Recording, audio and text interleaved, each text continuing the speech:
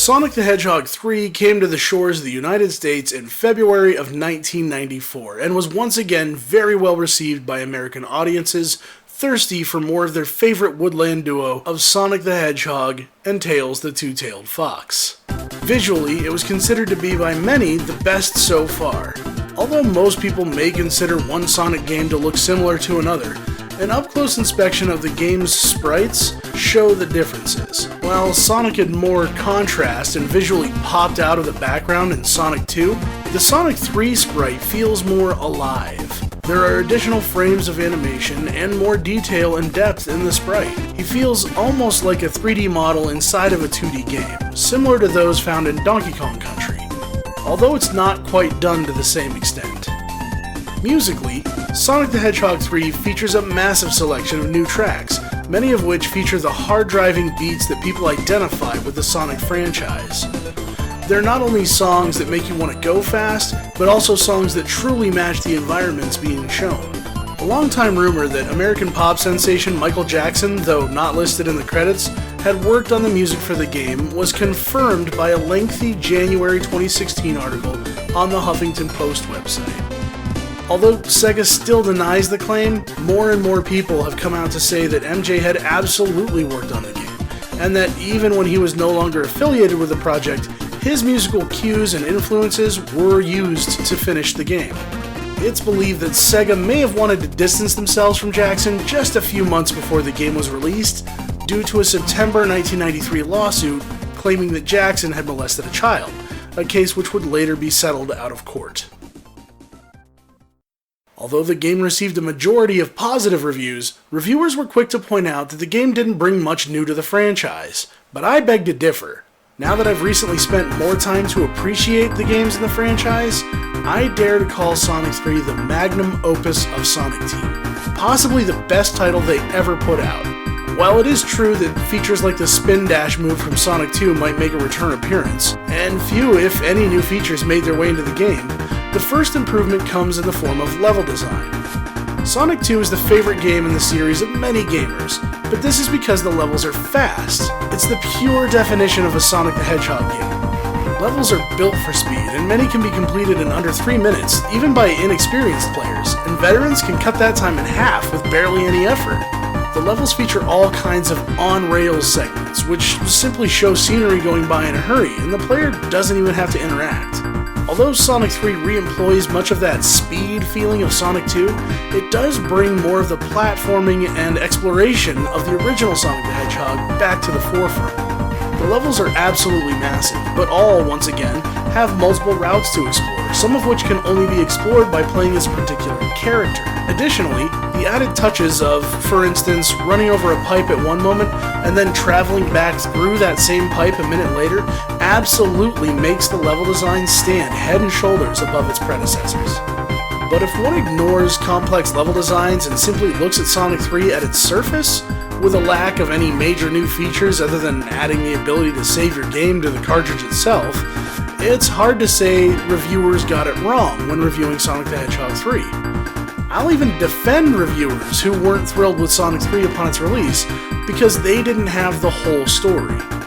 Literally, Sonic 3 is a massive game with a deeper story than any of the previous games. So deep, in fact, it was split into 2 games. Sonic & Knuckles was not originally planned as an add-on card, but pressure to ship a sequel, as well as technical limitations of the cartridge format, forced Sonic Team to make some tough decisions. But they made those decisions early on, and it can easily be seen that Sonic & Knuckles was developed right alongside Sonic 3, in a way that might have hindered but didn't end up crippling Sonic the Hedgehog 3. Once Sonic & Knuckles released in October of 1994, attaching the Sonic & Knuckles cartridge to Sonic 3 didn't just allow you to insert Knuckles into the game the way it works with Sonic the Hedgehog 2, but rather it changed key moments in the game. Spoiler alert, against my better judgment, running a show called Our Story So Far, I'm going to show the end of Sonic the Hedgehog 3.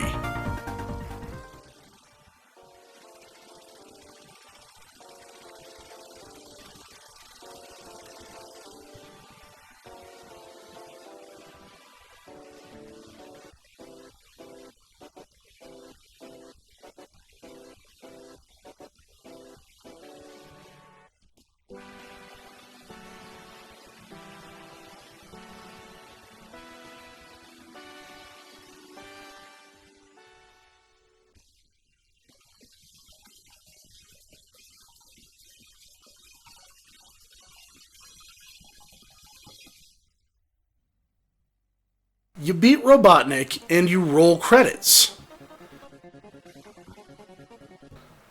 But when you have Sonic and Knuckles attached, you simply proceed to the next level and drop into the first level of Sonic and Knuckles. The level has a slightly different starting point to account for the fact that you're playing the game as a continuation of Sonic 3. As I mentioned, Sonic 3 and Knuckles is a much larger game than reviewers were expecting, and once you have the complete package, you can see the differences in the title go far beyond some new graphics and music. The biggest difference is storytelling. For that, let's begin with the instruction manual of Sonic the Hedgehog 3. Sonic's adventure continues. Sonic the Hedgehog 3 takes place on the mysterious floating island, which holds many special powers. The source of these powers are Chaos Emeralds. In Sonic the Hedgehog 2, Sonic and Tails thought that they had destroyed the Death Egg, which was Dr. Robotnik's heavily armored ship. Instead, Dr. Robotnik managed to crash land on the floating island. After learning that the island is able to float in the sky by harnessing the power of the emeralds, the Doc decides to steal the emeralds so he can repair his Death Egg ship. To obtain the emeralds, Dr. Robotnik tricks Knuckles, the guardian of the floating island's Chaos Emeralds. He also tells Knuckles that Sonic and Tails are the ones trying to steal the emeralds. Between battling the new types of badniks and trying to outsmart Knuckles, Sonic and Tails have their work cut out for them once they arrive on the floating island and search for Dr. Robotnik. And since I've already described that Sonic 3 and Knuckles is just one long game, let's see what the manual for SNK says. Save Floating Island.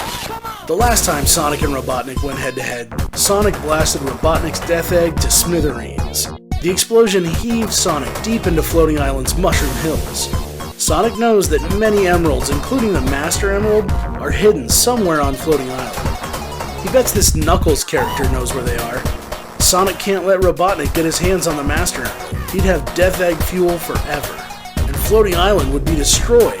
Now Sonic's got two problems: how to protect the Master Emerald, and how to keep Knuckles off his back. He'll have to deal with that wild echidna right away. Knuckles has problems too.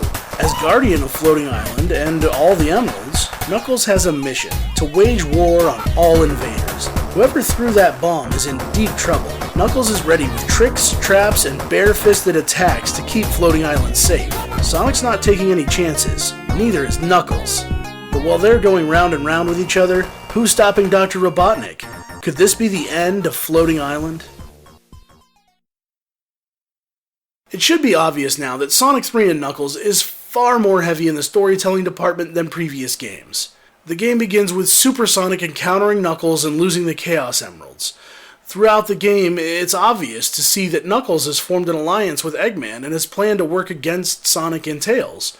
Until, that is, he begins to realize that Robotnik has been using him all along. Robotnik used Knuckles' status as protector of the Master Emerald to get the Chaos Emeralds and harness their power to make his Death Egg fly. He used Knuckles' familiarity with the zones to lay traps for Sonic, and he simply used the brute strength of Knuckles to act as a bodyguard in defending against Sonic. All of this is not only told in the manual, but demonstrated in the game. When showing Knuckles in areas that Sonic can't reach, and when you play as Knuckles, he's able to smash through walls. And in the Carnival Night Zone, for instance, he has a completely different entrance to the level, showing that he has intimate knowledge of the area. Eventually, Knuckles realizes the deception as Robotnik attempts to steal the Master Emerald while Knuckles is distracted battling Sonic. And only then does Knuckles understand that he will need Sonic's help to set everything straight. The additional details in storytelling can be seen in less obvious ways, such as when the Death Egg is blown out of the sky at the end of Sonic 3. In Sonic & Knuckles, you intentionally travel to find the crater and the underground cavern where the Death Egg is now lodged, to get the Chaos Emeralds back from the hands of Robotnik. If you acquire all of the Chaos Emeralds in Sonic 3 and Knuckles, you have the ability to unlock Hypersonic, who travels even faster and has a special ability to basically flash detonate all of the enemies on the screen. It also makes beating bosses a breeze.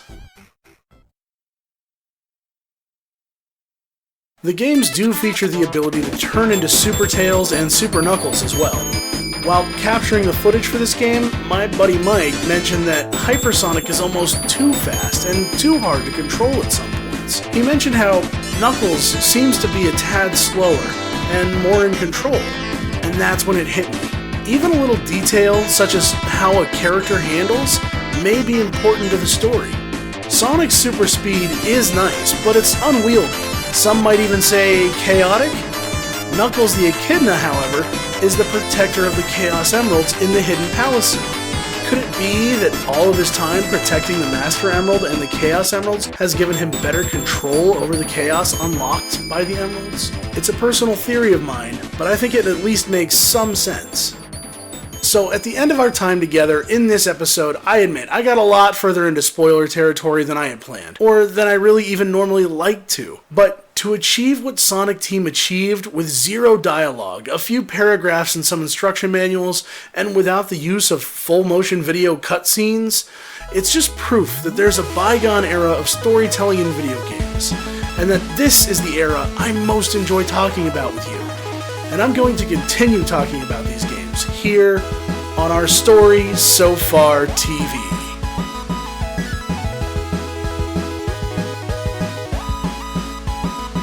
Wow, what a fun couple of episodes, guys. Thank you for watching episode number 26 of our Story So Far TV. My name is Garrett. You can always find me on Twitter at NewAngel, NUANGEL. I want to give a giant thank you to my friend Mike. He's a good buddy of mine for a long, long time. He's my Sonic the Hedgehog expert, guru.